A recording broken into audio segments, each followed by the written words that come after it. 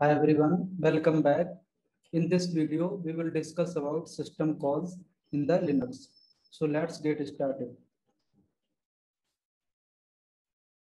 We will discuss about how system calls communicate with the kernel.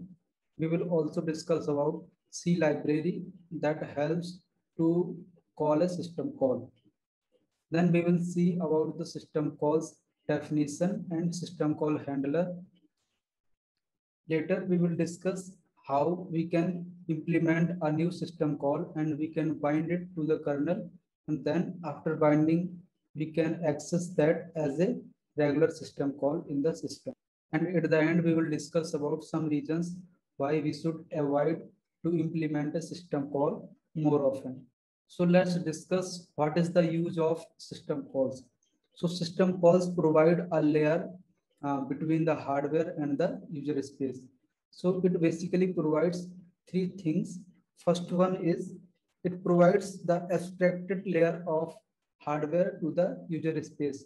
Also, it ensures that the stability and the security of the system is always met while calling to the system call and entering to the kernel space. And it is the only point by which a user process can enter into the kernel space. So the kernel can provide the virtualized system resources to the processes. There are other ways to go into the kernel space with the help of device files or prox file system, but internally these things are also implemented with the help of system call. So when user space process or application calls the system call, then it goes to an API which is defined in the C library available in the Linux kernel. Then C library helps to call the actual system call in the kernel. So this is the flow.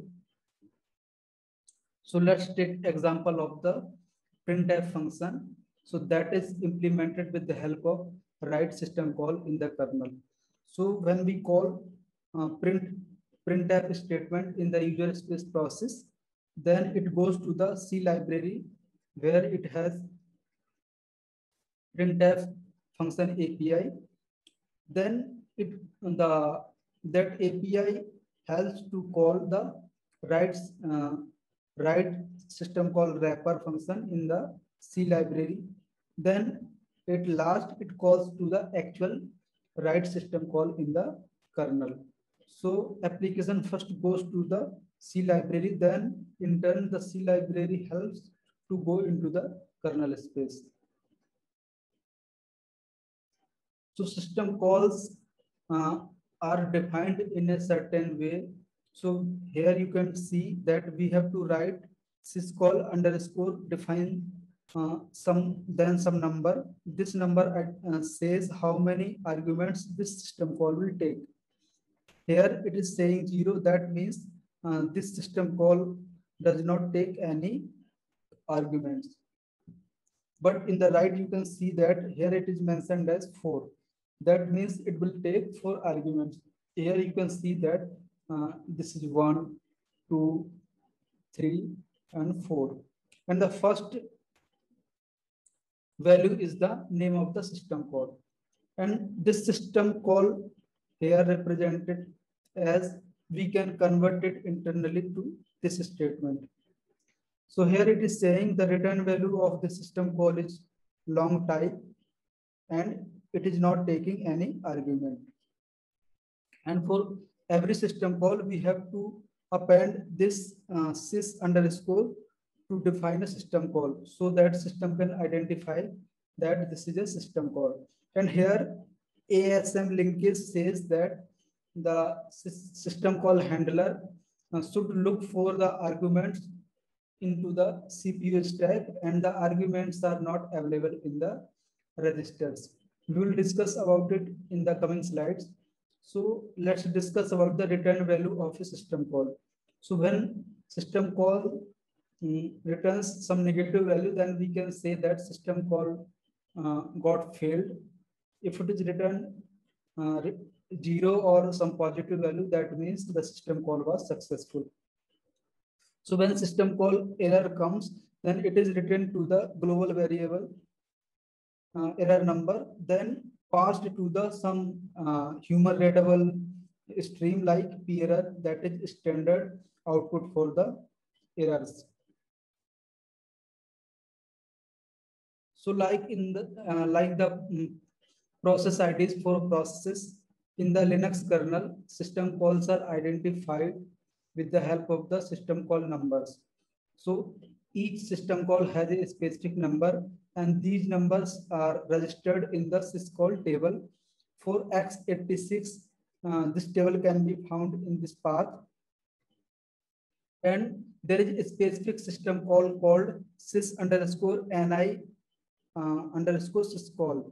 So ni is not implemented. So when we try to execute a system call that is not registered in the kernel, then system call handler will execute this system call, and this will return this error.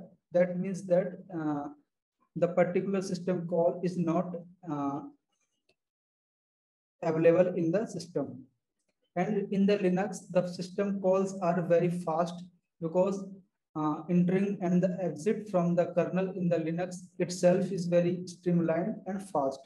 Also, in the Linux, every system call is very simple, and it is implemented for one individual specific task.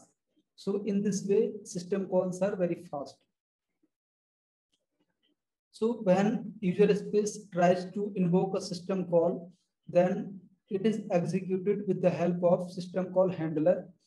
So when system call happens, then it raises an exception.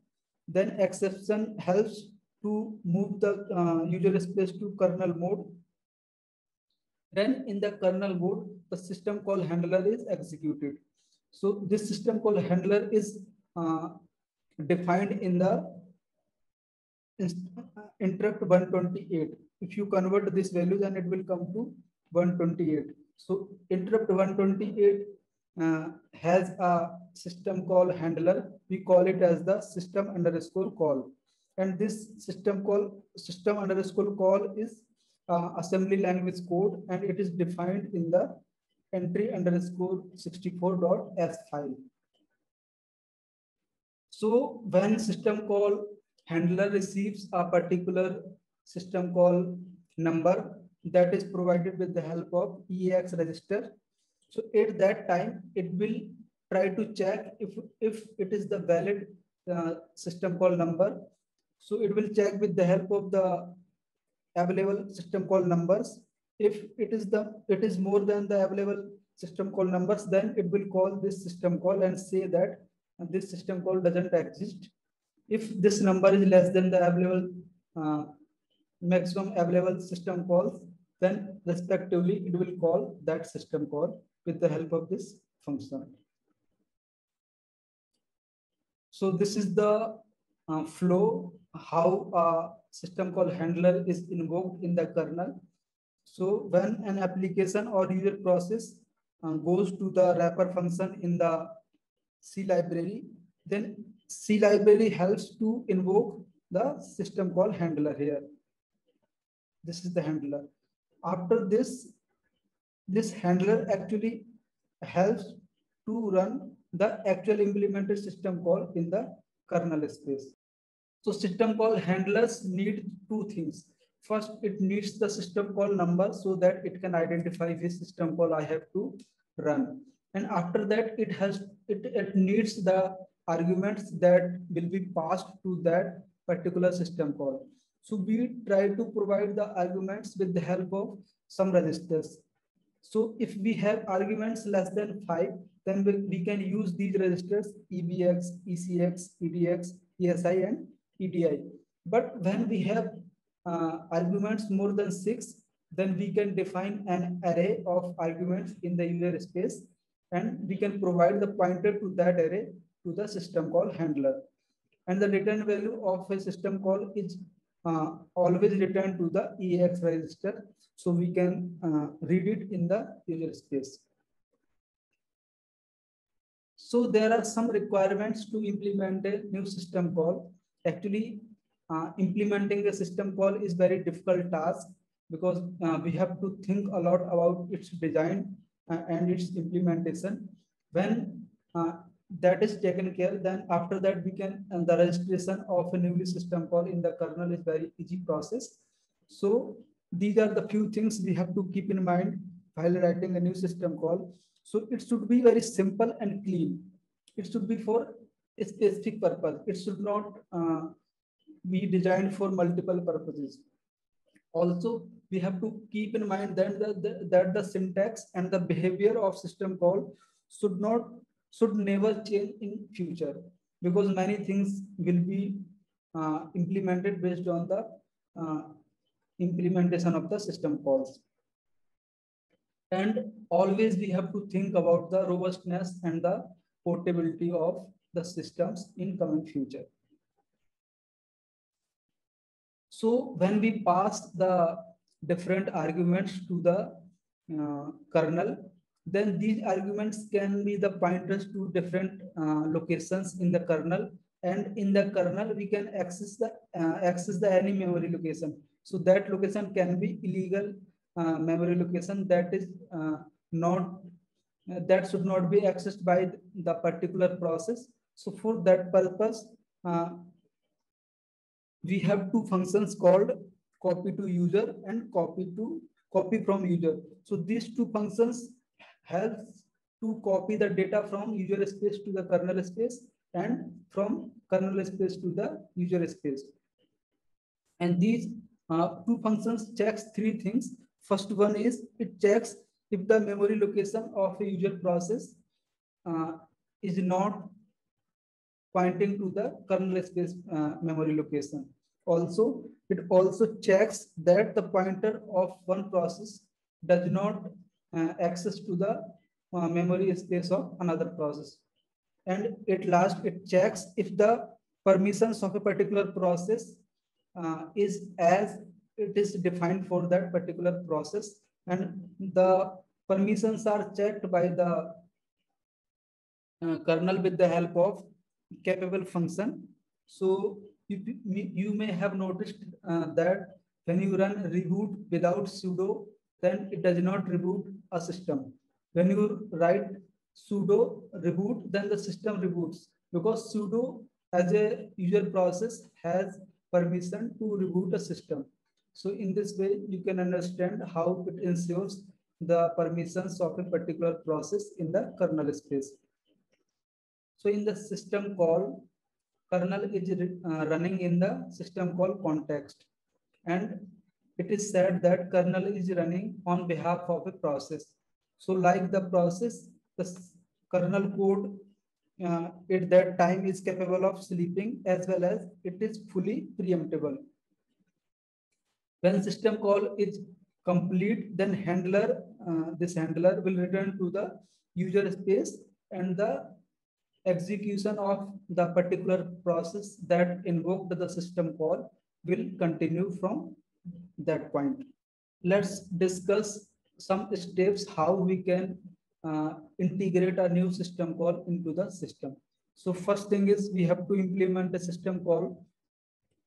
After implementing a system call, we have to enter its entry in the system call table.